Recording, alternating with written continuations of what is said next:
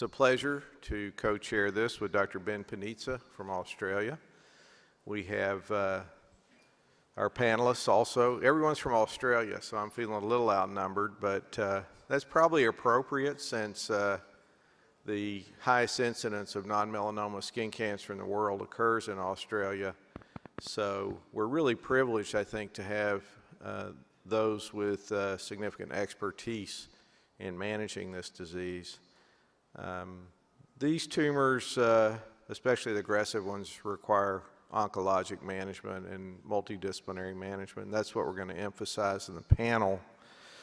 I'm going to have Dr. Panizza come up and introduce his colleagues from Australia. But before I do, we'd really like to make this interactive. There are a number of microphones around the room. You may disagree with some of the things that we talk about, and please get up, ask questions, and make comments. We're going to do this case-based, so this is a little bit different than just standard lectures. We're going to preface each discussion with a case. We'll briefly talk about the management of that case, and then we'll have our experts speak to things like treatment intensification or the impact of immunosuppression on outcomes. So I think it's going to be a very worthwhile afternoon for you, and I would encourage you, please, to get up to the microphone and make some comments. Ben, you want to introduce everyone? Yeah, thanks, Randy. So we've got an Australian panel.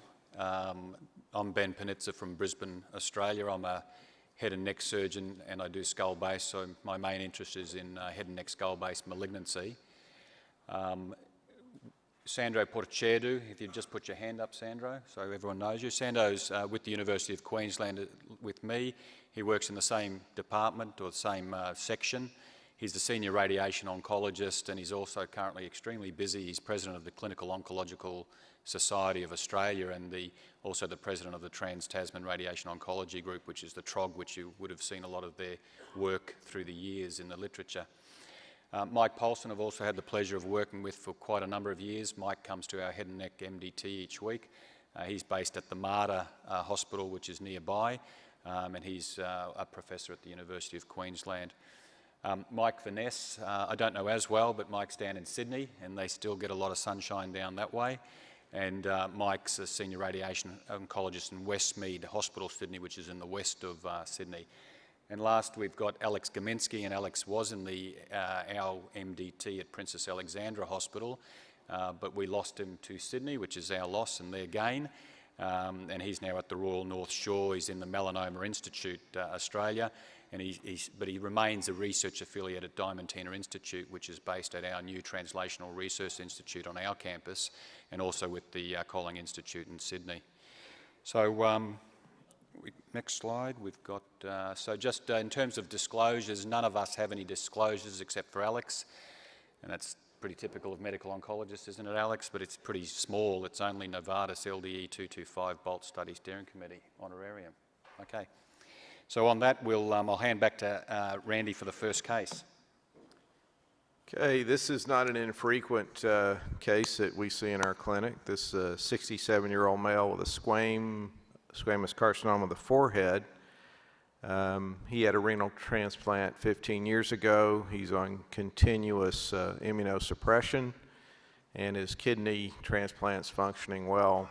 He had a 3.5 centimeter mobile skin cancer anterior frontal scalp, no palpable lymph nodes in the parotid or neck.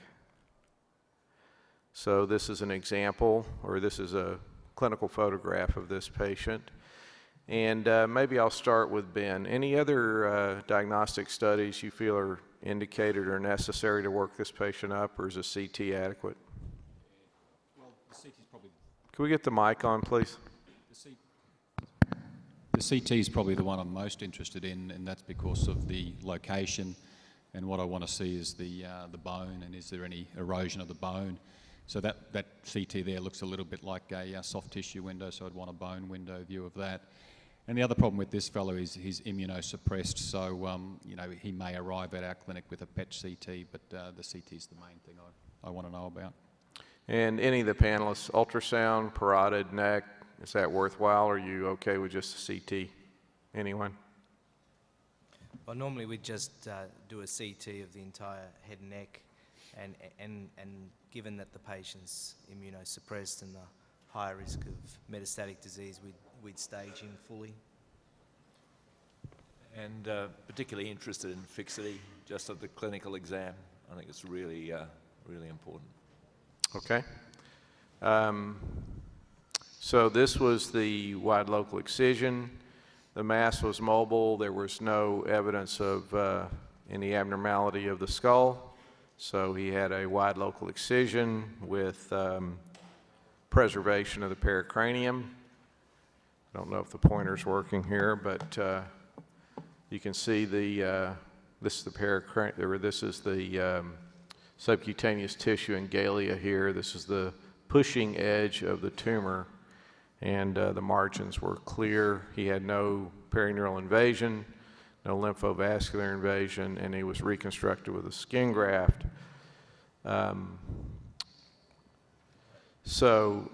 Ben, what are your indications, say if the periosteum was invaded or there was questionable irregularity of the cortex, how do you handle the cranium?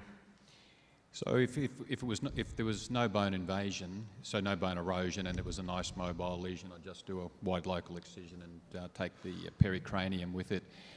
If it looked really close, then what we tend to do is, and there's no bone erosion, I'll drill off the cortex as a sort of a margin with pretty copious irrigation while I'm doing that with just with saline. If there starts to get some erosion of the bone, then I'm a bit more comfortable to actually do a craniotomy and then replace that to give me my margin. And then there's So if there's any gross bone abnormality, you would be more in favor of craniectomy rather than a drill off. What are some of the issues with just drilling off the outer cortex? Well, you worry about all the diploe and all the little channels that exist, and whether you've got little tracts of tumour going down those. Again, this guy's immunosuppressed, so he's got a high chance of recurrence. They tend to act more aggressively, and so if there's any evidence that pericranium's been involved, especially if there's some bone erosion, I want to get a wide local excision around it, and the way I do that is I'll do a craniectomy to do it. Yeah, so the preformed pathways through the skull can be a problem with access of tumor cells into the diplo. So I think a word of caution about just drilling off the outer table unless everything is absolutely intact, perhaps just pericranial involvement. Would you consider a skin graft in this patient or a rotational flap? No, in our unit, he'd get probably a large scalp rotation flap. He's an elderly fellow. They don't look that bad, so a large scalp rotation flap and then skin graft, the defected area, the deficient area.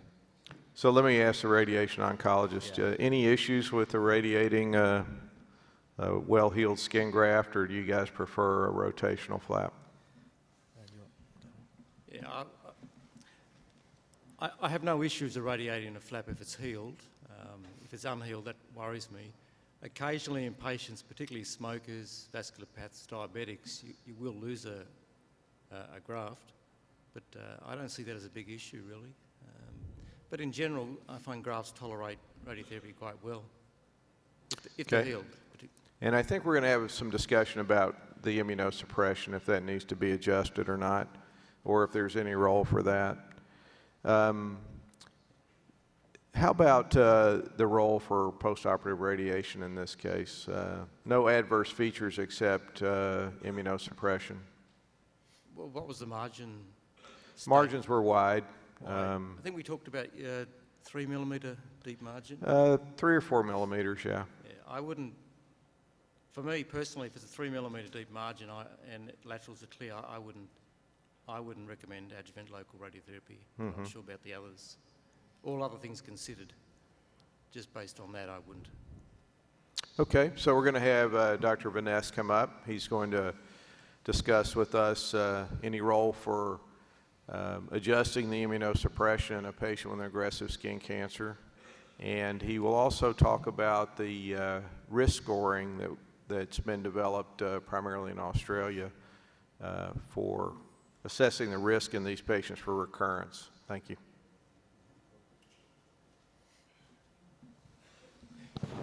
Thanks, Randy. I think there's no doubt you'd all agree that this man has a high-risk SCC. Fits into that definition. It's a large lesion, it's a thick lesion, he's immunosuppressed, it drains through the parotid. I'm not sure, was it recurrent, Randy? Was it recurrent? He had had something there before, but not really any formal treatment. Yeah, so maybe not recurrent. So this man fits in that category of a high-risk SCC, and that defines probably only a small minority of patients, less than 10%, but it's an interesting group of patients because what it really defines is someone's risk of developing nodal metastases. And the issue with that is once a patient has developed metastatic nodal SCC, they're potentially fatal. It's a potentially fatal outcome. And the issue with these sort of patients is they die a regional death. Most of these patients don't die from metastatic distant disease, they die from uncontrolled regional disease. So if you can improve your regional control, you're going to have an impact on their survival. And I think the figures in the US alone, 6,000 to 8,000 patients die a year from SCC. In Australia, it's about 400 to 600. So it's not an inconsequential number of patients worldwide. Now, trying to define someone's risk, for instance, this particular case, I find very difficult myself. If you ask me what percentage would I put on this patient of having occult disease in the sentinel lymph nodes, I'd find it very difficult. Whether it's 20 to 30%, whether it's more than 50, whether it's less than 20, I don't know, and I'm not sure whether, I'm sure there'll be a range in the audience as well. Now, the current staging system, the AJC 7th staging system, which was developed back in 2010, made an attempt to define a high-risk SCC. They used a combination of consensus and low-risk, relatively low-level evidence. And they've come up with 5 variables, many of them which are applicable to this particular case. So a lesion greater than 2 centimetres, which also is the cutoff between a T1 and a T2. It's the only threshold cutoff in the staging system. Thickness greater than 2 millimetres, which would apply to this chap. Perineal invasion, a lesion located on the ear or the lip, and whether it's poorly or undifferentiated. Now, those 5 features, if you have more than 2, you're defined as a T2. And the significance of that is that the vast majority of patients who develop nodal SCC will have a T2 primary lesion. And that's not as helpful as it might sound because it's a very broad category. And even within that category, there are various risk groups. But the other point to make is it's not just those variables that define someone who's high risk. For instance, immunosuppression is a big issue, and I'll deal with that in my next 2 slides. The other thing is margin status. Now, I've put in margin status just to make the point that with these sort of lesions, you must achieve local control. Now, whether that means more complex surgery to start with, re-excision surgery if a margin is close or positive, or adjuvant local radiotherapy, you must achieve local control. It's proven beyond doubt that patients are at much higher risk of developing regional relapse in the recurrent setting. And the final comment is just to make is lymphovascular invasion. There's evidence to suggest that lymphovascular invasion is also a potential predictor for nodal metastases. I also want to make comment there's about 20 to 30% of patients don't have a primary, so they have an unknown cutaneous primary. So it's that subgroup of patients that obviously have a variable we're not sure about, a molecular variable. And that's a group that requires further investigation. But the point is, most patients that do develop metastatic SCC have multiple high-risk features, perhaps like this particular case. It's not just one particular feature. It may be that they're large, they're thick, they're recurrent, they have perineal invasion, but it's multiple features, and the more features they have, the higher the risk. So immunosuppression is a big issue. It's a big issue in society. Transplant recipients are living longer. There's more of them. As the population ages, we have an increasing population of hematological malignancy. Transplant and hematological patients are overrepresented in series that document SCC. Most series have 10% of patients that are immunosuppressed.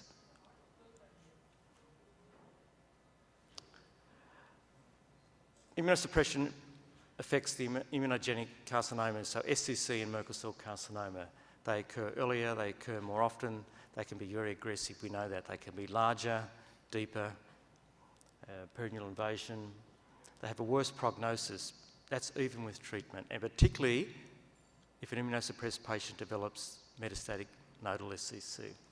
I just want to use one example, and this is a great example from June Corrie's group from Peter MacCallum Cancer Institute in Melbourne, and that's published in Laryngoscope just this year. So June's group looked at 34 patients with CLL, all with primary cutaneous SCC. 6 of those were recurrent, just emphasising that point, the high risk of recurrent disease, and 62% were a T2 primary. Most of those were excised, plus or minus radiotherapy in the setting of a close or positive margin. Now, the 2-year cumulative rate of local recurrence was 15%, and that's perhaps a little bit higher than what you might expect.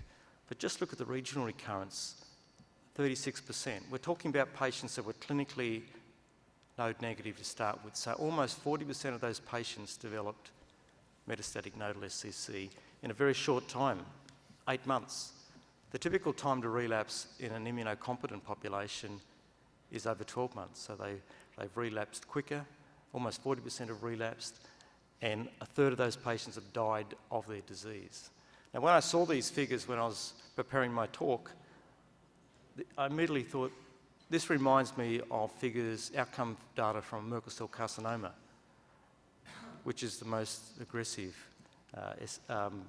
skin cancer we know. So extremely poor outcome for patients who are immunosuppressed that then go on and develop metastatic nodal disease. So it really emphasises the point. We need to prevent that happening if we're going to have an impact on their survival. It raises the question, not so much in haematological malignancy, but in transplant recipients such as this case, can we revise or can we reduce the immunosuppression? And there's not a lot of evidence published to guide you. The transplant physicians are predominantly concerned about loss of the graft, and that's particularly applicable to cardiothoracic transplant recipients and less applicable to renal transplant recipients where, in theory, dialysis is an option. But in reality, I don't think a lot of transplant physicians fall back on that. However, there is consensus, and in this particular case that Randy presented, the patient's on triple medications. The consensus would be to cease the azathioprine or the Imuran and to replace that with an mTOR inhibitor such as sirolimus, and to finally reduce the level of immunosuppression by reducing the prednisone. Most patients would be on 10 or 15 milligrams of prednisone, so if you can reduce that down to less than 5, it's likely to have an impact. But as I've indicated, there's not an overwhelming amount of evidence to support that. There's only one consensus guideline published in the literature that was published in the British Journal of Dermatology in 2007. I contacted the lead author, who I know well, at the Mayo in Rochester, and as far as he's aware, there are some future guidelines coming out, but at the moment these are the only guidelines. And one of the recommendations is that if the mortality risk is greater than 50% for a patient over 3 years, then there should be a severe reduction in immunosuppression. In my mind, that really applies to someone who's already developed metastatic nodal SCC. So that follows on nicely from the data that we've published a few years ago in cancer. We looked at almost 300 patients with metastatic SCC to the parotid and or the neck at Westmead in Sydney. We developed an item score based on independent variables, and we developed 3 survival curves based on their risk of dying from their disease. And you can see that the top curve, with a risk of dying of over 56%, applies to patients that were immunosuppressed. And it's not just the immunosuppression, it's the fact that these patients often have multiple nodes, extranodal spread, close margins. So most patients who are immunosuppressed and developed nodal SCC actually died of their disease. You compare that with immunocompetent patients that have relatively favourable disease, and most of those are cured. And I just want to make the point, you'll often read in the literature comment by authors stating that once a patient develops metastatic SCC, they have a dismal outcome. Well, that certainly applies to patients who are immunosuppressed, but the vast majority of patients who are not immunosuppressed are actually cured from their disease if they're treated appropriately. So in fact, it is a curable cancer if patients are treated with best practice. I just want my final slide. So I've made the point that an immunosuppressed patient such as this first case, if he was to develop clinical nodal SCC, it's more likely than not he will die from his disease. So it begs the question, can we intervene in that process? And what we're really talking about is the possibility of sentinel lymph node biopsy. Now, we know it plays an important role in melanoma, breast cancer, and in Merkel cell carcinoma. So the question is, can it or does it play a role in cutaneous SCC? And I think the answer is probably yes, it does, in correctly selected patients. We know that radiological imaging has a low sensitivity for occult disease. If you had a positive sentinel lymph node, would it guide treatment? I think the answer is yes. If you had a positive node, you'd treat the basin almost certainly. Would it alter prognosis? And again, I think the answer is yes. We know from the mucosal literature that treating patients with a high-risk neck who have developed nodal disease, more often than not they'll present with advanced and N2 neck, which makes them much more difficult to cure. There's a meta-analysis published. It was published this year in the dermatological literature on sentinel lymph node biopsy. The largest meta-analysis, there was 2 published, but the largest was published. It involved 130 patients. So not a lot of patients considering how common this disease is, and it involved 19 articles. So many of these were case series or case studies, and it's very difficult to know, reading the studies, why the authors actually performed a sentinel lymph node biopsy, whether they considered the patients were high risk or not. It's impossible to determine how many were immunosuppressed. The findings were that, in fact, a little over 10% were positive. So I get the feeling that, in fact, a lot of those were not high-risk patients. Most of those that did develop or did have a positive lymph node were, in fact, T2. So it fits into that category that most patients that do develop metastatic disease are a T2, and there's a 3% false negative rate. So I just want to finally say, I think there is a role for sentinel lymph node biopsy, but we need to do much better in identifying, and maybe we need to move away from high-risk definition to maybe very high-risk definition. And I know Jonathan Clark, if he's here, his group at Prince Alfred in Sydney are currently undertaking a multi-institution study on this topic, on sentinel lymph node biopsy in head and neck patients. And I think its last number was 80 patients. So I'm sure when that's published, it's going to provide a lot of valuable data and evidence to the literature. Great, thank you. Before we go to the next case, any questions from the audience? The question I have, Dr. Weber, is for the margin. Does it matter if it's the deep margin or the lateral margin? Because if you're excising till the pericranium and the margin is, say, just a millimeter over there, excising more will mean either craniectomy or taking the outer cortex of the cranium. So does it matter if it's a lateral margin which is closed for re-excision versus a deep margin? No, I don't think we have any hard and fast data on that. I was comfortable with the margin on this. It was about 3 or 4 millimeters. It was a pushing front of the tumor. I think if you have the more infiltrative front with small nests of cells permeating, I'd be much less comfortable with a 3 or 4 millimeter margin. The pericranium is an excellent barrier to further extension, so if the tumor extends up to the pericranium but is not at the margin, then I feel satisfied that I don't need to remove the skull. Okay, so we'll move on to something more controversial. We've got a 43-year-old male presents in August of 2008. He has a 6-month history of left V2, that's the infraorbital nerve, progressive dysesthesia. That's then followed by the V1 and V3 branches. 20 months prior, he had a left midface SCC with small nerve perineural in it, and then he had a further excision of that and the margin was clear.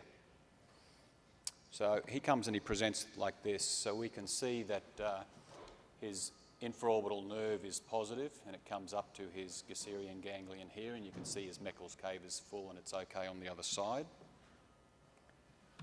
And again, on this one here, you can see his V2 is positive here, and his Meckel's cave and his cavernous sinus is full. So the question is what treatment? So first of all, surgery. Anyone here do surgery? Those who do surgery, put their hands up. Those who wouldn't do surgery, put their hands up. Okay. And then the next question is would you give him radiotherapy or not? So those who'd give radiotherapy alone, put their hands up. Okay. And then the question with radiotherapy, what area are you going to cover? So we're going to try and cover a bit of science with this, this disease. So the first thing we need to do is explain what are we talking about. There's small nerve perineural infiltration, and that's when you cut out a tumour and the pathologist will find some small nerves with a little bit of tumour in it. And that's a different disease to what we've just seen. What we've seen is perineural spread. And that's large nerve, it equals clinical, and there is a named nerve deficit, which is almost always 5th or 7th, but it can be some of the cervical plexus. Just to remember, this is what our nerve looks like, because we're going to talk about histopathology and why we do operate on these. So you've got your little bundles of endoneurium bundled together, surrounded by perineurium, and you get a bunch of those, and then you've got epineurium around that. So the problem is tumour cells accessing beneath the perineurium of the nerves, and then they track along those to the central nervous system, and that's where they historically will fail in the brain. It's usually a cutaneous SCC, much less common than the other forms of tumours. What it's not, however, it's not direct spread. This is direct spread. This guy's had multiple excisions here. The tumour's gotten into his lateral orbit. It's gone along his lateral orbit through his supraorbital fissure, over his petrous apex and into his upper prepontine CPA. That's not perineural, that's direct spread. The other thing it's not this. This is just a big tumour compressing a nerve, and the person's got a dysesthesia because of the compression. It's not that. The other thing it's not is it's not a big T4 tumour where the pathologist will find these little nerves inside, which indicates a different thing. So we've got to remember what we're talking about. We're talking about perineural spread. And this is just a keratin stain showing you what it looks like. So here's the perineurium here, and you can see the tumour contained within it. And what we did is we went and then had a look at 60 nerves, en bloc excisions. We then have published on 50 that were purely SCC, and what we found is that spread is almost always intra and perineural, made no difference to the prognosis whether it was intra or peri. The perineurium was an excellent barrier to spread, and certainly as the epi and perineurium went more centrally, it became much thicker. We did not identify any skip lesions. That doesn't mean to say they don't exist. That means in my 50, none of them existed, and if skip lesions are such a rare event, we probably shouldn't need to take that into a control. The other thing we've noticed with some of our data is that many of the primary lesions didn't have a small nerve perineural. In other words, a person's come to you with this problem, 1/3 had no primary tumour that we could identify, and 2/3 who had a primary had no small nerve perineural within those. So just because you can't find small nerve perineural, don't ignore the fact that perineural spread exists. Perineural spread is a form of metastasis, and the current staging system incorporates this form of metastasis into the primary staging, and it's probably a wrong thing to do. We prefer Mendenhall's method of zonal classification, and that's basically just the extent that the disease has spread up the nerve, and zone 1 being up to the base of the skull, zone 2 being back to the relevant ganglion, and then zone 3 being beyond the ganglion to the brain. And we think zone 1, zone 2 disease is treatable with surgery, and zone 3 disease probably is not. Now, just to give you some background, this is 120 cases with perineural spread. Not small nerve, it's perineural spread. And what we find in these, that most of them are male. Most of ours are not immunosuppressed, which is a bit surprising. I do work at a transplant hospital. In terms of the primary staging, if you ignore the restaging and just look at what sort of skin cancers they had that led to this tumour, most of them either weren't identified or weren't known about, but they're small tumours, they're not previously big tumours. So they usually present not with the cutaneous malignancy, but the disease spread. They present with neuropathic pain, formication, subcutaneous mass. They do not present with a sudden facial nerve palsy. So anything that's a Bell's palsy is regarded as perineural unless proven otherwise. The time for misdiagnosis from the time they present with the symptoms is about 6 months, but can vary up to about 5 years.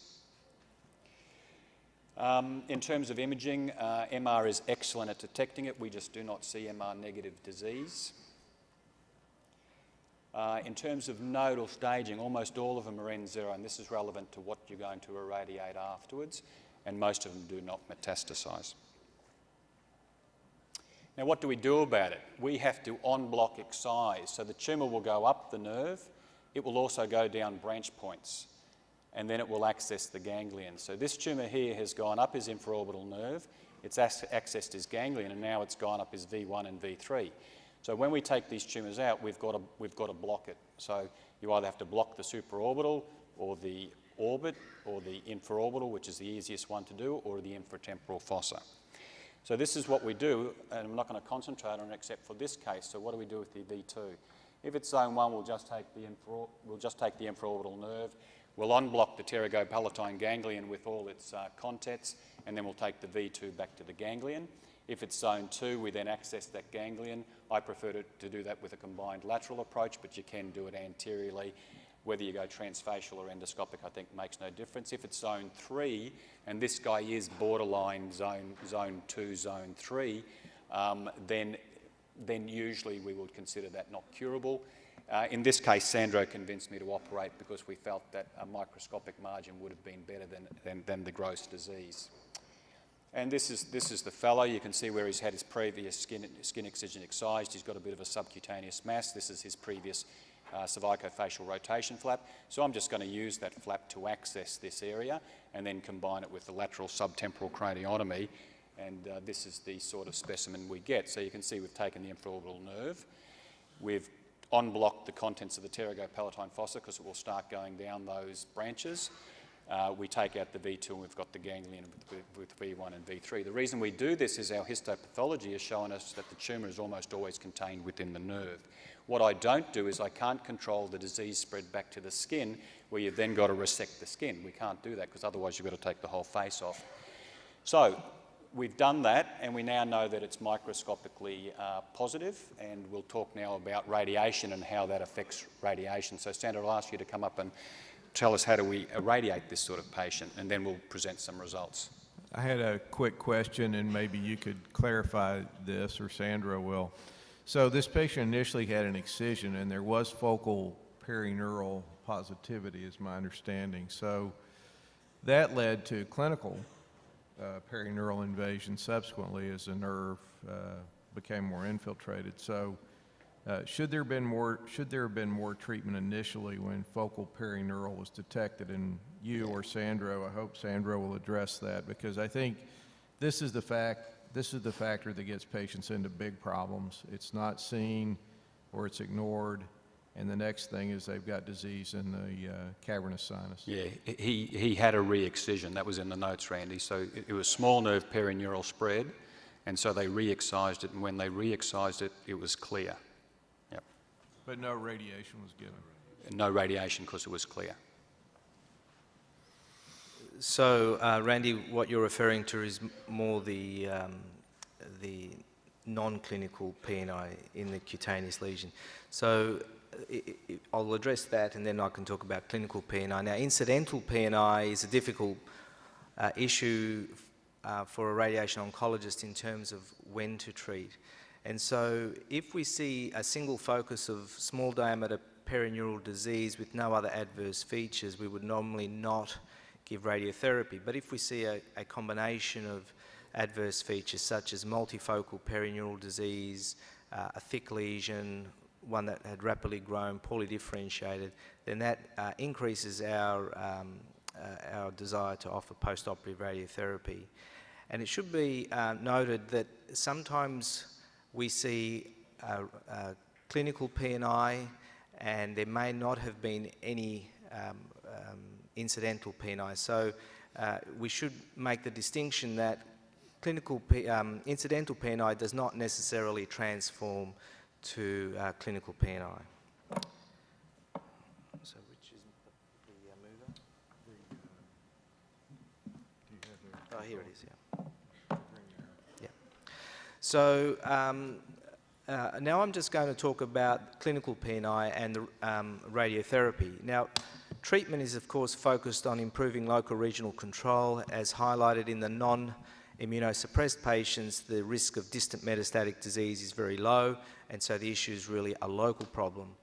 There aren't any prospective randomised trials that can guide us in terms of what is the optimal management, whether these patients should be treated with surgery and post-operative radiotherapy or should be treated with radiation with or without chemotherapy. And so the principles in terms of management are extrapolated from retrospective series and from the management of other malignancies. And essentially treatment is individualised. What we do in our skull-base head and neck unit is we look at the extent, and certainly if they're in zone 1 and zone 2 and have very few comorbidities, then our treatment has been to consider them for surgery and post-operative radiotherapy. And Ben will show you some of our data a little later, which shows reasonably good local regional control if you can operate and then offer post-operative radiotherapy, accepting that there will be some degree of selection bias in that data. So our standard is to consider them in terms of the algorithm, to consider them for surgery, followed by post-operative radiotherapy. In this era, we would use some form of highly conformal post-operative treatment, and to date, there is no evidence for concurrent chemotherapy, but it has crept into the management, particularly in those where we elect to use definitive radiotherapy as the treatment of choice. When using post-operative radiotherapy, the doses are very similar to what you'd use for mucosal head and neck SCC. You'd aim for 60 to 66 grade, depending on whether there are positive margins, microscopic margins. And certainly our policy is that if we know of a known cutaneous, the index lesion or the cutaneous lesion, and that's only been resected within the last 12 to 18 months, we would include that in the post-operative radiotherapy. No data, it's just something that we have put in our protocol. We aim to treat the entire length of the involved nerve to a dose of 60 and the surgical bed, uninvolved surgical bed, to 54 gray. These are biologically equivalent doses of 2 gray. And then comes the issue of the uninvolved nerve, usually the proximal portion, and we generally treat that to an elective dose. And then depending on the status of the patient in terms of fitness, we would look to treat electively the cutaneous distribution of the nerve, bearing in mind, of course, that that can become quite a large field, and so there needs to be some sort of balance in terms of whether you would or wouldn't treat. And we generally don't treat electively the nodes, only if there's node positivity, and that is uncommon in the non-immunosuppressed patients. So reflecting back on this patient who had V2 disease, you can see that the nerve is involved back to the skull base there. There is some enhancement on the right-hand side of the patient, but that's artifact, it's not real. So our policy is to treat the length of the involved nerve. We give a minimum clinical target volume of 0.5 centimetres. And in this particular patient, we know that there was V2 involvement, but there was also symptoms and changes in the V1 and in the V3. So we chose the 60 gray volume to include the entire distribution of the V2. We followed the V1 up to the supraorbital apex, and we followed the third branch down to where the nerve entered the mandible. So then comes the issue of what is your elective area, what distribution of skin should you treat, and this is where we find we have to come up with a balance. In this particular case, this was a 43-year-old man. He was otherwise very fit, and so we chose to treat the entire distribution of the V2, part of the V3, but the morbidity of treating the distribution of V1 we elected not to treat. And so this is sort of a typical IMRT plan, and I'll now hand you back to Ben. So are there any questions of Sandra regarding the type of radiotherapy we give in these cases? No, Mike, you want to make a comment? Yeah, so this patient had zone 2 disease. No, he was zone 2 probably / zone 3. 3, yeah. So if there was overt zone 3 disease in the prepontine cistern, what radiation fields would you use there? I mean, obviously the prognosis worsens significantly, and the risk of death from central disease is probably more important. And we know that chasing the distal perineural, you know, on the cutaneous disease actually is quite morbid. So is there a case for concentrating your efforts in terms of delivering the radiation treatment more to the central disease and leaving out the peripheral disease? Just curious about your comments. Yes, so in the context of where you've got unresectable disease, you're quite right in pointing out that the main focus of the long-term morbidity in this patient in terms of uncontrolled disease will be his central disease. So the situation changes here where I would put less effort into treating the cutaneous distribution of the trigeminal and focus on the central component. And of course, what you do here is you just try and give the maximum possible dose you can give in the order of 66 plus, while respecting the organs at risk.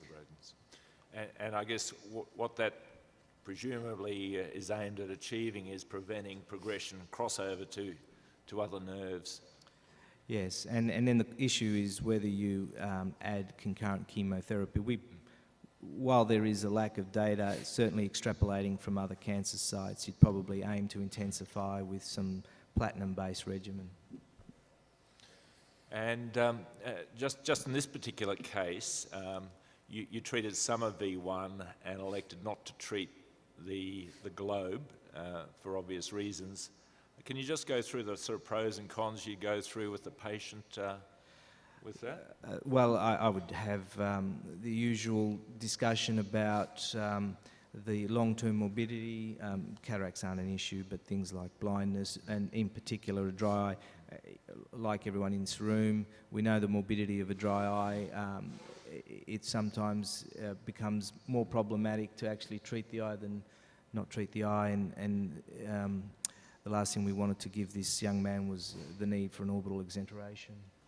But you're going to get problem, even though you're doing the orbital apex, you're still going to get some problems in the long term, aren't you?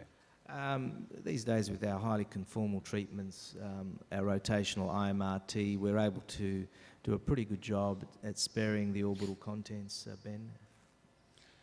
Yeah, okay, so his orbital content's spared, but this is 2 years later, and he's got an orbital recurrence on his MR, and that's the area that wasn't given radiation, so here's his recurrence. So, and he's been complaining of a painful and a useless eye. So, Randy, what would you do now? He's now 45. Yeah, as long as the rest of the area that's been treated is clear, I think that you still have an opportunity for effective local control and exoneration, and we'd likely put a free flap in, a fasciocutaneous flap, rather than skin grafting the orbit, which is problematic since he's been irradiated, but really not, I think, a very, very good approach to rehabbing the patient. And so what imaging would you do before you offered him surgery? We'd do an MR and either a PET CT, or I would scan his chest with a CT. Yeah. Okay, so we do MRs. We don't do PET CTs because we find with perineural it doesn't show up very well on a PET, but this is not specifically perineural. This has come back down and it's now formed a mass. But due to the fact that the distant disease is so low, so he does get an MR. And so you can see on the MR, the important thing on this is there is no central disease, so we have stopped the central disease. You can also see that he has this encephalomalacia in his anterior temporal lobe, which doesn't seem to bother him. And that's more than just Sandro's radiotherapy, that's also me tugging on his temporal lobe extradurally a little bit as well. So he did go ahead and he got a orbital exoneration and a free flap reconstruction. Histology was a poorly differentiated SCC small nerve PNI with close medial margins. He was happy post-op, and interestingly, his golf handicap did improve with one eye. So, Mike, would you re-irradiate or see if you could boost it or anything like that? So there's certainly scope for, if you've got fresh tissue in there, there's scope for treating the graft. I guess the things you have to be really careful about is respecting the optic chiasm and the remaining eye. So I'd look, this involves looking closely at the previous plan. The disease-free interval, what was that? 2 years. 2 years. So that's a big step in your favour in considering radiation treatment. I would, if the margins were close in that particular area, it's a bit of a line ball call, to be honest. Yeah. We elected not to because some of the time it's difficult to assess your margins when you're taking an orbit out, and the close margin was just periorbital, and we were happy that was clear. But you can see what's happening with disease. The natural history of this is central failure, and what we're doing a little bit of, we're converting their failure from central to peripheral. And it's a much nicer way to die centrally than peripherally. And the question we've got to ask ourselves is, given that we've changed the failure and how people die, is the time we're buying them, is it worthwhile? And the increased survival rate, is it worthwhile to do? So this is him now at 6 years. So that's 4 years after that last one, and you can see that there's no central disease, so he hasn't failed centrally.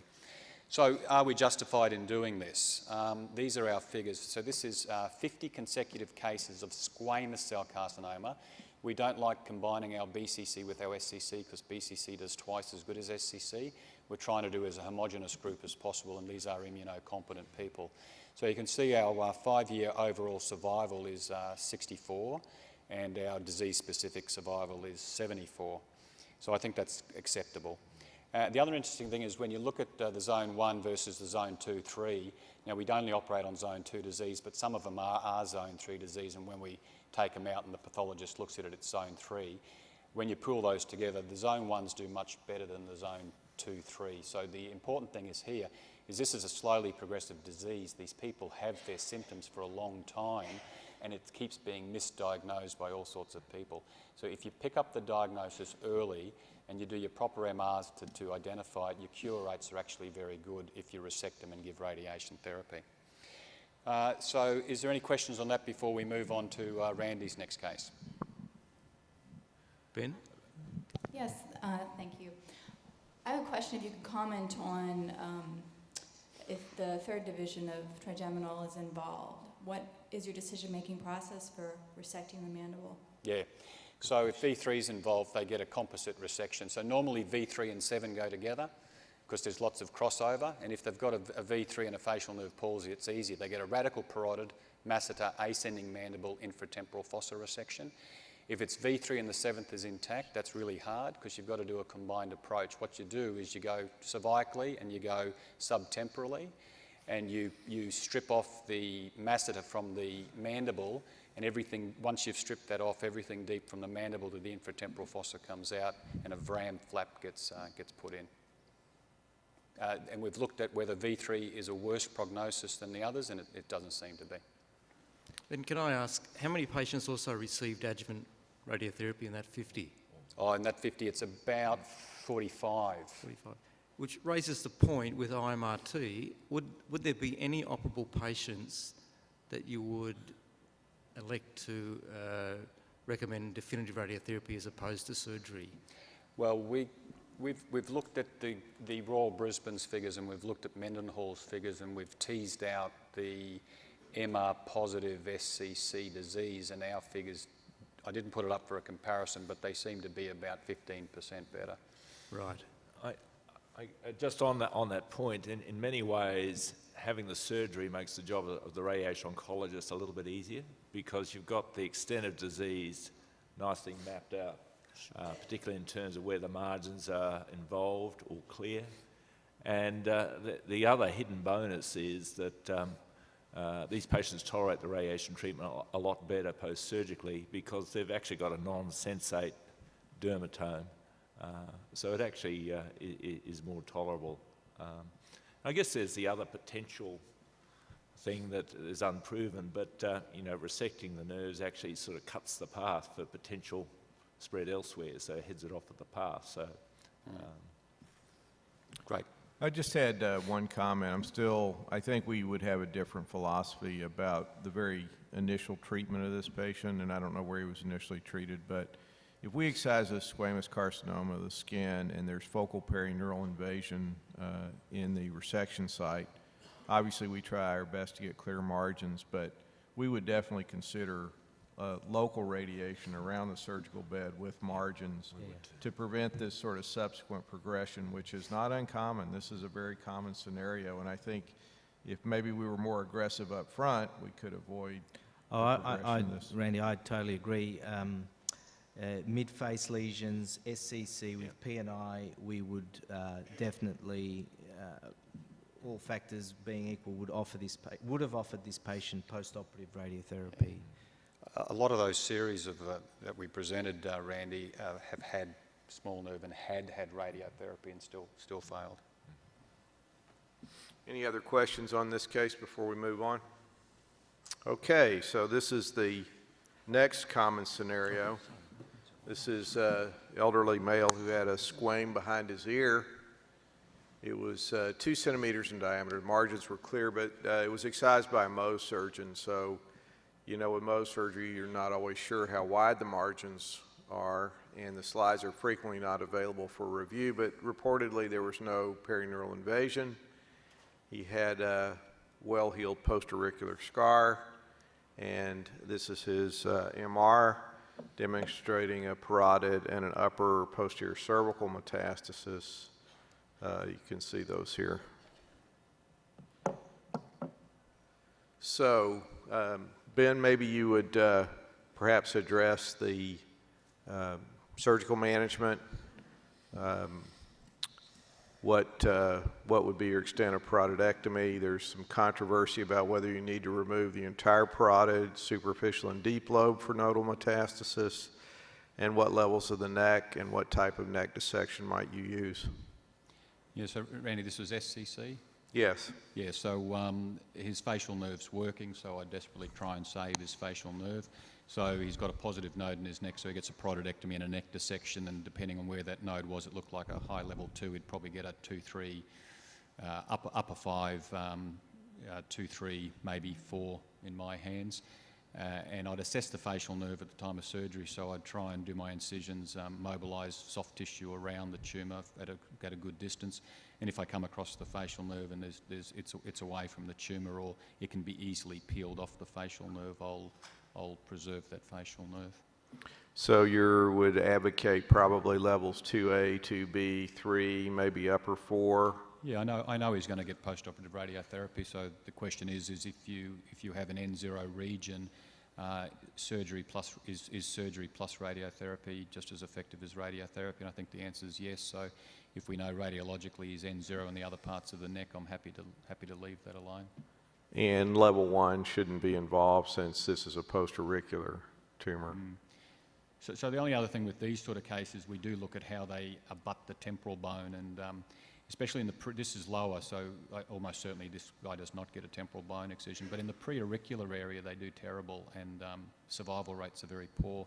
And I think the reason they're poor is because it goes down the crevices in front of that temporal bone, and so if we have a tumour in that area that's abutting the temporal bone, then we'll do a lateral temporal bone excision with it. So we started out to do a parotidectomy and level 2A and 2B, but it was rapidly evident that the upper part of the SCM was invaded, and you could probably gather that from the imaging, but spinal accessory was involved.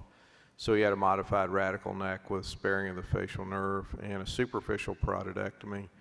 I personally have not seen deep lobe recurrences, and there's a recent article from Mayo that suggests that all of the parotid should be removed in metastatic cutaneous squamous carcinoma.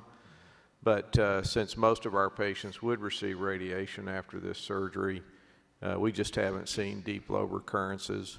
I think one thing that is important is that you really remove all of the superficial lobe. You'll see the digastric muscles well skeletonized here, because the principal lymph nodes in the superficial aspect of the parotid are preauricular and down here in the tail, so you really need to do a thorough parotidectomy. He had modified radical neck, 3 nodes positive with ECS, post-operative treatment. Our panelists will address this: radiation, Should we intensify with chemoradiation? Is there any role for an anti-EGFR drug in the treatment of this patient? So he did get post-op radiation, and he was in ED 3 years later. So, Sandro.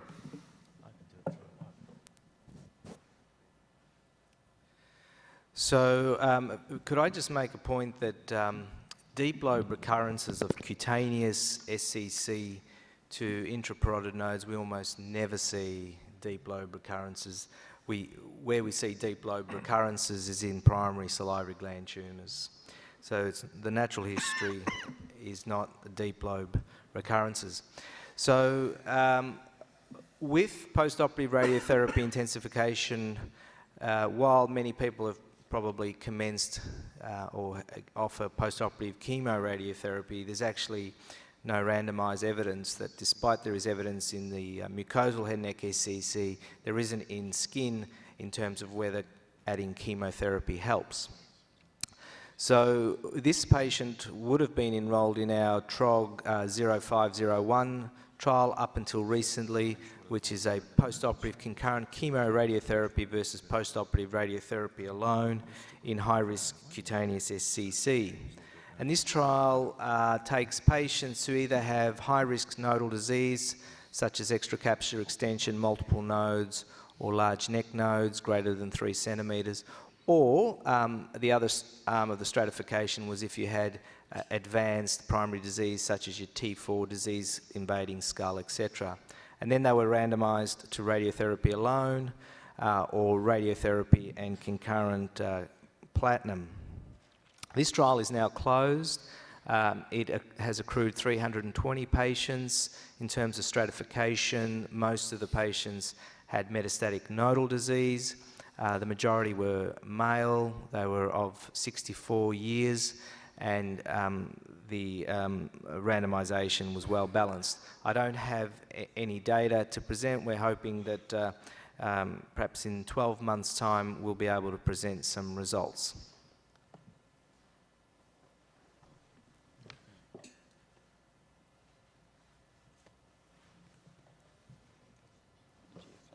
Alex, would you like to talk a bit? So many of these patients are not good candidates for systemic chemotherapy or conventional chemotherapy because of their age and comorbidities. So there is interest in biological treatment, in particular the epidermal growth factor receptor. And this is widely expressed in cutaneous SCC cells, maybe due to increased copy number, and there's also the potential for mutation. And there's variable associations with prognosis. So in terms of the published data, there is a report from the French group using cetuximab, which is an antibody. They had 36 patients, which was a mixture of recurrent disease and de novo disease, and they saw 2 complete and 8 partial responses, so approximately 1/3 of patients. Interestingly, some of those patients with de novo disease had sufficient responses that they were able to proceed to curative intent surgery. There are 2 reports using the oral tyrosine kinase inhibitor gefitinib from Dr. Weber's group. One, a small group of patients with recurrent and metastatic disease where a disease stabilisation effect was seen as an early signal, and then a subsequent series using this in a neoadjuvant approach with a dose escalation component. And again, 4 complete responses and 5 partial responses, so almost half of patients had some response. There's also a case report of erlotinib, which is another oral tyrosine kinase inhibitor, showing some efficacy. There's now a study that's been completed in Australia and being prepared for publication, with 16 patients treated with an alternative antibody to EGFR, panitumumab. And this was a group who were more heavily pre-treated. Almost all had radiotherapy and approximately half prior chemotherapy. And again, 2 complete responses, 3 partial responses, and 6 patients with stable disease, with acceptable toxicity and a duration of response of around 6 months in what was essentially a very palliative group of patients. So overall, we see responses in around 1/3 of patients to targeting EGFR inhibitor and disease stabilisation in another 1/3. Unfortunately, all of this data at the moment is in patients with inoperable or preoperative disease, and we don't really have any data to support the use as a post-surgical adjuvant treatment.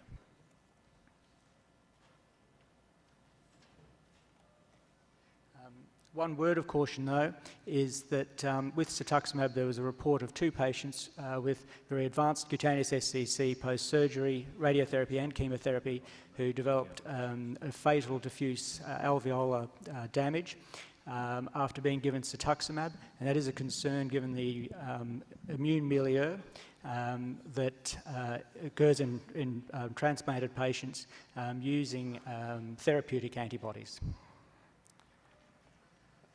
Any questions or comments from the audience on this case or treatment?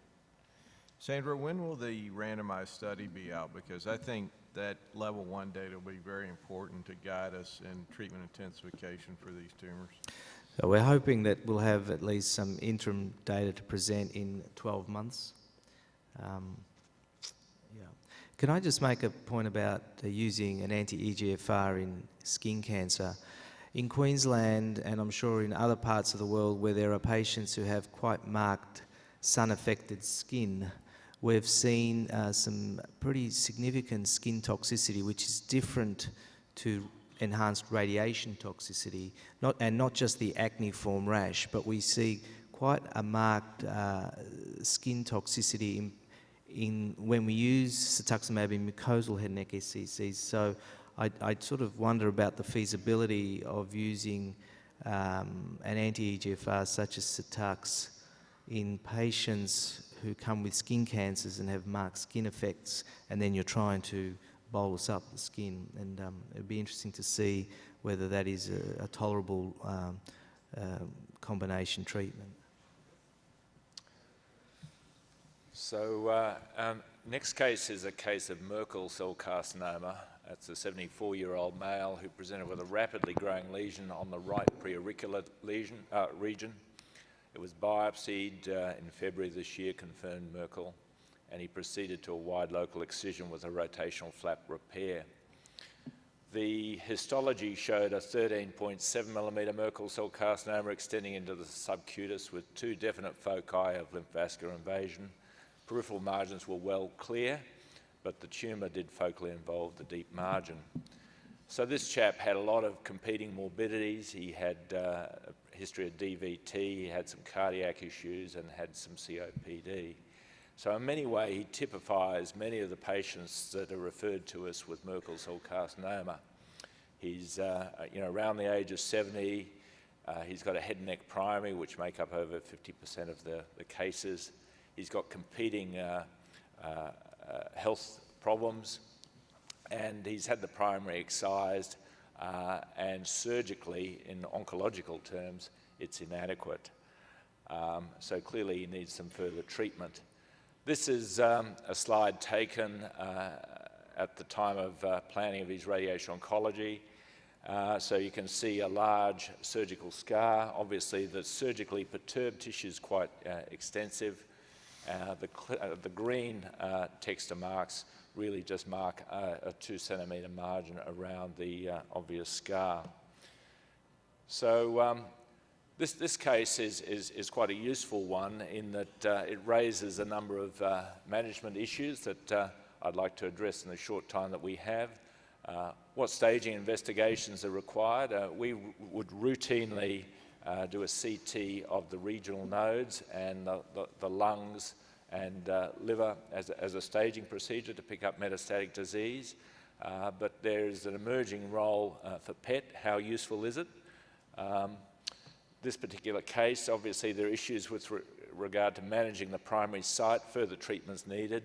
Surgically, if we're going to go ahead with a surgical solution here, we need to sort of clear the deep margin, and that will most likely require a parotidectomy, superficial parotidectomy. Is that justified? The neck clearly needs treatment as well. We've got good evidence now for stage 1 Merkel cell carcinoma indicating adjuvant radiotherapy to the neck reduces the risk of neck relapse from 17% down to 0% in the randomized trial by Jari. So our policy has been to offer elective nodal radiation treatment, but if they're going in surgically, should they do a elective neck dissection? Sentinel lymph node biopsy, our institute has very little experience with that, but there's a lot in the literature about that. It is certainly highly prognostic. We tend not to use it in that we would routinely offer elective treatment to the neck. So the only added benefit you get is prognostic information. And we'd certainly discuss some clinical trials with him. Now, in relation to this particular guy, I think we go straight on to what we did with him. We did a PET CT, and it was very helpful in this particular case in that it demonstrated a level 1A node lying right in the midline that was not a peephole the surgeon wasn't aware of. There were no signs of distant metastatic disease, and there was also some uptake in the periparotid tissue, which looked significant. The node was confirmed to be Merkel cell carcinoma, and we entered this gentleman into a TROG trial, which is a prospective phase 2 study looking at the role of chemoradiation and PET imaging in high-risk stage 1 to 3 Merkel cell carcinoma. Now, we treated him, so we elected not to proceed to further surgery to the primary site or the neck, and the reason for that is that Merkel cell carcinoma is a highly sensitive tumour to radiation treatment, and we've got quite a lot of experience with synchronous chemoradiotherapy in this setting. He had a complete clinical and metabolic response at completion of treatment. And this slide just illustrates the PET scan. In the right-hand panel is the node that was highly avid, and you can see on the right parotid there is some increased uptake consistent with disease. And this was very useful information to have in terms of tailoring his radiation treatment, because normally, without the imaging, we would not routinely have covered the level 1A node. So this actually altered our radiation fields, and it altered our radiation dose because we were no longer just electively treating the operative bed, we were offering therapeutic treatment to the nodal basin. So we know that there is quite a considerable amount of data coming out about the role of PET in Merkel cell carcinoma, and this is a relatively recent study published in 2013, showing that there's quite high sensitivity and specificity of 90 and 98% respectively. And just very quickly, this is a summary of the TROG trial, which looks at synchronous chemoradiotherapy. So it's low-dose carboplatin, which is given during the radiation treatment, which extends over a 5 to 5.5 week period, depending on whether you're just giving elective radiation or therapeutic radiation treatment, and followed by 3 cycles of adjuvant carboplatin and etoposide. This is preliminary data that we've taken from the MP3 trial, which is just looking at the utility of PET. And this is prospective data, which is unlike a lot of the other series. And this is the pre-radiation treatment PET, and what it's showing is there are a total of 39 patients in the study group, and it's showing that just over half of the patients in the yellow columns have nodal disease. The uptake in the primary site is actually quite low, as less than 5 of the patients exhibited uptake in the primary disease. But remembering the majority of these patients have the primary excised now, because the median size is about 10 millimetres, and a very low level of distant metastatic disease, and these have been pre-screened to a certain degree. This study, we actually do a post-treatment PET at the completion of their adjuvant chemotherapy, which is usually about 3 months, is 10 to 12 weeks post-radiation treatment. And you can see that all patients achieved a local and regional metabolic response. But even at that early stage, there have been a small number of patients, 3 patients develop metastatic disease. It is an aggressive disease. Now, what we have done in this study is we've actually quantified the impact of PET on management. And at the end of the day, this is the crux of the matter, is how we can do all these fancy tests, but how is it physically going to help us manage the patient? And 5 of the 39 patients, there was a medium impact in terms of the management. So medium impact was you change your radiation dose, either increased it or decreased it, or change your radiation fields. But the majority of the time, the impact is low. Just the final slide here is how safe is it not removing all of the gross disease? Because this is where we get a lot of hang-ups in the debates on how we manage Merkel cell carcinoma. The traditional paradigm is cut it out and treat post-operatively in selective cases. In our case, it's the majority. But this is some data that we've collected over all of the prospective trials from TROG, and all of these patients have been treated with a chemoradiotherapy protocol. So there are 88 patients, and this is a univariate analysis looking at the time to loco-regional failure, which I think is the best measure for the effectiveness of radiation treatment, given that it's a local modality. And what we can see that in the case of if there's macroscopic disease at the primary site or the nodes, and in the TROG trials, probably nearly half the patients, there's some degree of macroscopic disease, even in the nodal basin. It has no significant effect in this series, which is only 88 patients, but there was nothing even to suggest that we should be going on and do a multivariate analysis. So I'd like to finish there, Mr. Chairman. So, Mike, we sometimes get patients who are pretty old and frail and we don't even offer them surgery, and you do the radiation and they seem to respond extremely well. When do you think we'll stop operating on these?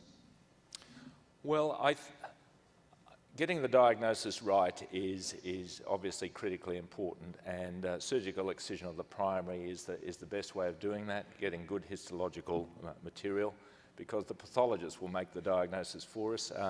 Not all of these patients are diagnosed pre-pathology. We rely on the pathologist to tell us it's a neuroendocrine tumour. So I think surgery is to the primary site will probably stay, with the caveat that if there is a significant impact in terms of the cosmesis or function, we would be quite comfortable about treating these patients with definitive treatment. We had a young guy just recently with a 10 millimetre Merkel on the midline of his lip with a small in-transit deposit. Now, surgical resection of the primary there was going to be highly morbid, and we treated him with definitive therapy with complete response. So I think we're always balancing getting the diagnosis, optimising the cure, and looking at the function and cosmesis. For the nodal disease, once again, it's a competing thing. The bigger the nodal disease, the less likely we are to cure with radiation treatment, but the higher risk of distant metastatic disease. The nodal status is highly prognostic. So we've treated patients with quite bulky disease and got good pathological responses. So usually we are quite comfortable with that, but we do individualise it. I don't think we're can categorically say that we can stop doing surgery. Okay, you can keep coming to the MDT, Mike. Any questions from the audience on this? Can you go to the microphone, please? So while you're going to the microphone, we use sentinel node biopsy on those that are clinically N0, and we use it to help us decide what volume of the face and neck to irradiate. So if the sentinel node is negative, then we would treat the first and second echelon nodes. And if it's sentinel nodes positive, then they're going to get comprehensive, either unilateral or bilateral radiation. I don't know if you have any experience with that or want to comment on? I don't have any experience with the sentinel node biopsy, or very limited experience. I think the idea of mapping the nodes is something that would be useful from a radiation oncologist standpoint, because you can get trapped, as this case illustrates, that this guy popped up a 1A node.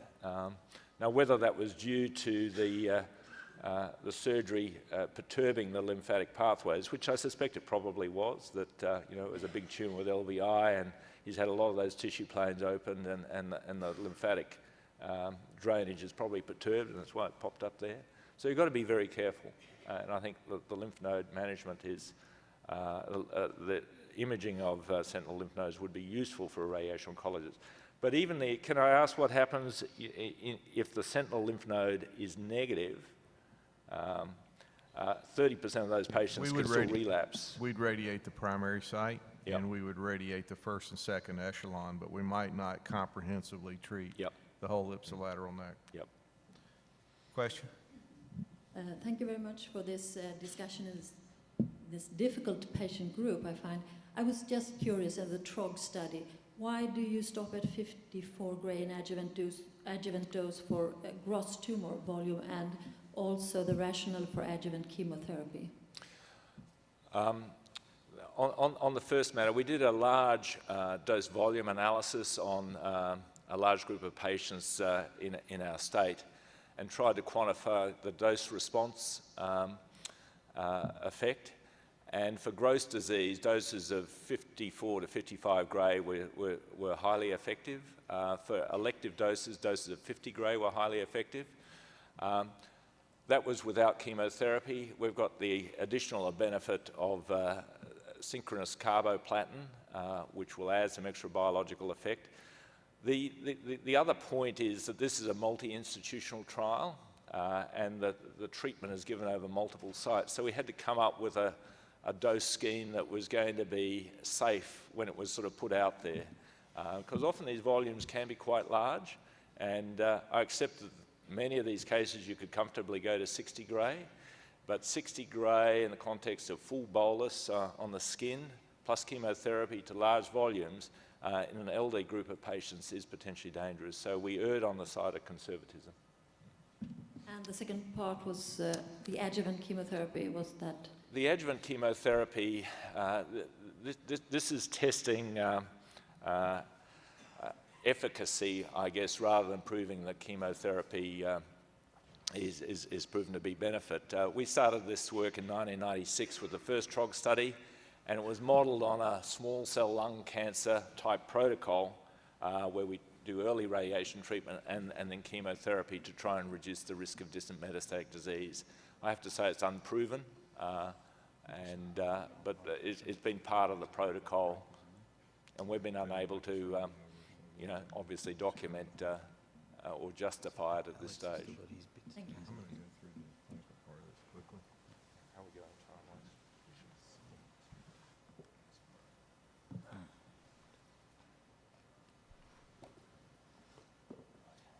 We'll go straight to case 5, Randy, if you keep going.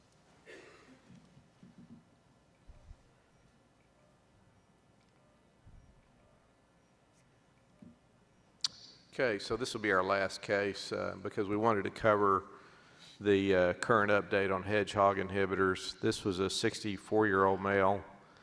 He had a neglected tumor just inferior to his ear, bleeding, and some minor discomfort. And this is infiltrated basal cell carcinoma. You can see the infiltrated pattern here. Imaging is important in these to assess the third dimension, so the parotid fascia is invaded, the SCM is invaded, so that's important for planning your surgery. Perhaps, Ben, just a quick comment, is this one for Mohs or not? No, this one for me is on block. It's BCC, so I don't have to worry about nodal disease, and I just want to get a clear margin around it, so I'll do a partial parotidectomy, maybe a little bit of the conchal bowl of his pinna if it was abutting it, and I wouldn't do a neck dissection. Reconstruction normally in those cases, a cervicofacial rotation flap normally does. So that's what we did. The objective here is to, nodal metastasis are not common, although they can occur. So your objective with surgery is complete surgical resection with clear margins. And because this patient wasn't very reliable, we just put a skin graft on it. But there's some new exciting drugs out there for basal cell carcinoma. And I think this is very germane to Silvio Gutkind's presentation this morning. with our genetic analysis of these tumors, we're finding targets of opportunity. So Alex will talk about hedgehog inhibitors.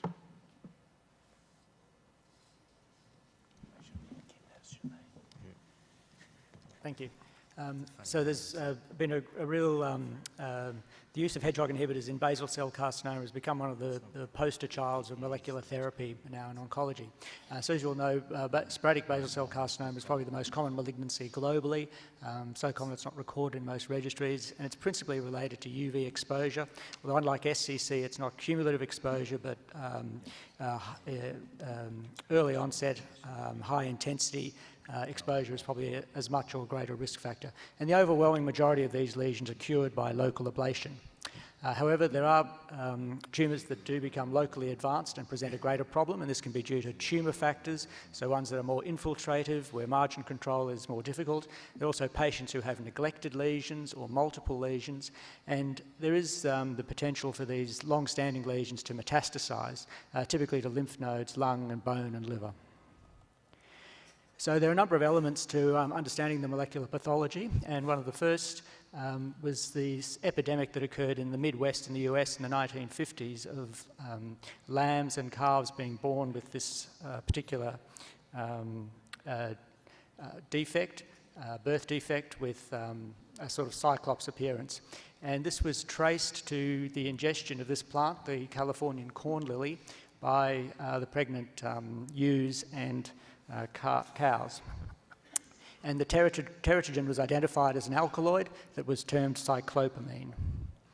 The next piece of relevant information was analysis of patients with the rare syndrome, Gorlin syndrome or basal cell nevus syndrome, who are patients who develop hundreds and in a lifetime thousands of basal cell carcinomas, often starting at a young age. And these people were found to suffer from an inherited mutation in a gene called patched, a germline mutation. And then analysis of sporadic basal cell carcinomas found that the majority also contained similar patched mutations. So that's led us now to being able to understand the sort of crude molecular pathogenesis. And if you look on the left-hand panel, in the resting state in the cells, patched, which is a transmembrane protein, binds to smoothen and constitutively inhibits smoothened. In the presence of sonic hedgehog, so for instance, this is being released as part of normal in utero development, this binds to patch, causes it to disassociate from smoothened, and the inhibition is released on smoothened. This then activates an intracellular cascade using these Gli1 and Gli2 proteins that translocate to the nucleus and bind to DNA and then cause transcription of target genes that give a certain cellular function. So in the case of developing fetuses, there's a physiological signal, and that allows a transcriptional program that causes the lateralization of symmetrical structures. However, in basal cell carcinoma, we have mutations in patched which cause it to disassociate pathogenetically from smoothened, and we have aberrant activity of smoothened causing expression of genes that give the malignant phenotype and maintain basal cell cancers. So what we want to do is pharmacologically inhibit this protein. And so the drugs that are available, there is vismodegib or Erivedge, which was the first cab off the rank, which has been licensed now. There are a number of other direct smoothened inhibitors. It's also important to recognise that there are non-Gli dependent pathways, and that becomes important when we think about using these drugs in the long term in the development of resistance. And there are other potential pathways that are being looked at, including retinoic acid receptor and vitamin D3 receptors. Because of this development of smoothened mutations that confer resistance to the conventional smoothened inhibitors that we have, there's research going on now to try and identify inhibitors directly of Gli. So in terms of the clinical activity of these drugs, this is one of our patients with a large BCC that had grown over several years. He presented when it began to erode into the corner of his mouth. After 9 weeks of drug exposure, we can see considerable evidence of healing. At 26 weeks, ongoing healing, and at 62 weeks, that's maintained. Interestingly, you'll notice that this patient has shows one of the major side effects, which is complete alopecia. Hedgehog signalling is important for normal follicle maintenance, and it's also important for tongue papilla maintenance, and hence the other common side effect is loss of taste or dyscrasia. The third most common side effect are musculoskeletal issues, particularly muscle cramps. Again, this is another patient who presented with multiple lesions over his head and neck, shoulders, trunk, and he'd essentially become a hermit, and only came to medical attention after his mother died, who he'd been living with, and the family brought him to hospital. And again, you can see 9 weeks evidence of healing, good healing at 26 weeks, and maintained response at 61 weeks. And during this course of this time, his whole personality changed. He actually became outgoing and was able to renew all his normal social activities. Interestingly, although we saw great responses in these 2 patients, both developed progression, and in the first case, it was a deep parotid node that was detected on scanning that required a major surgical intervention and subsequent radiotherapy. And in this current patient, he's had small localised recurrences on the anterior chest, and which have been able to be dealt with by office procedures. So in terms of the reported studies, vismodegib had 3 cohorts in 2 separate studies. There was a small randomised trial in a group of patients with Gorlin syndrome, where the objective was the reduction of new lesions, and there was a striking difference of 2 versus 29 new lesions per year per patient, and a reduction of 65% in existing lesions, and no progression of existing lesions. Then 2 cohorts, one of metastatic patients and of locally advanced, and again quite high rates of response, and with maintained for on average there 7.6 months. One of the major issues has been patients ceasing drug due to side effects. LDE 225 or sonidegib was reported at ASCO this year, and again there is a high rate of response and disease control in both the locally advanced and the metastatic patients. So you can see up around the 90%. This tested 2 different dosing levels. And interestingly, there was longer disease control in the lower dose patients, and that's probably related to toxicity causing patients to drop, to cease drug. So the future, an obvious strategy will be to look at neoadjuvant therapy, and whether these drugs can be used to give cytoreduction before definitive surgery or radiotherapy. And these are expensive drugs, and the issue there will be what their total efficacy, effects on quality of life, and the total cost for alternative treatments are. And the other important issue is developing second-line treatments for patients who do develop resistance to these drugs. Thank you. Well done.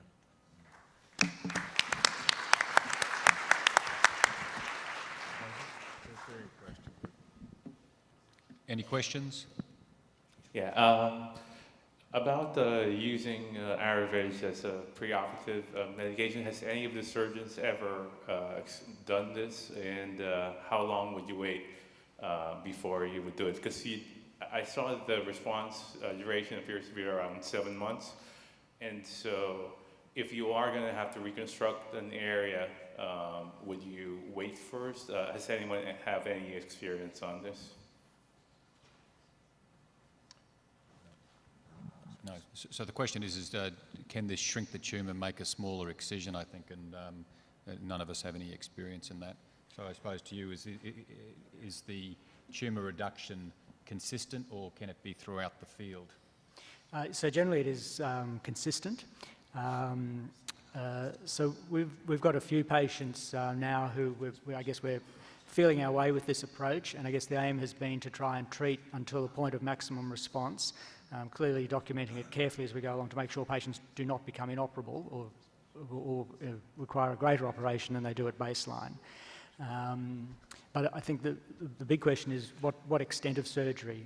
Do you need to remove all of the field that was involved, or can you just cherry pick what's there and follow carefully and pick off small recurrences? Because if you're going to have to do the same surgery that you would do initially, then there's no point in giving the drug.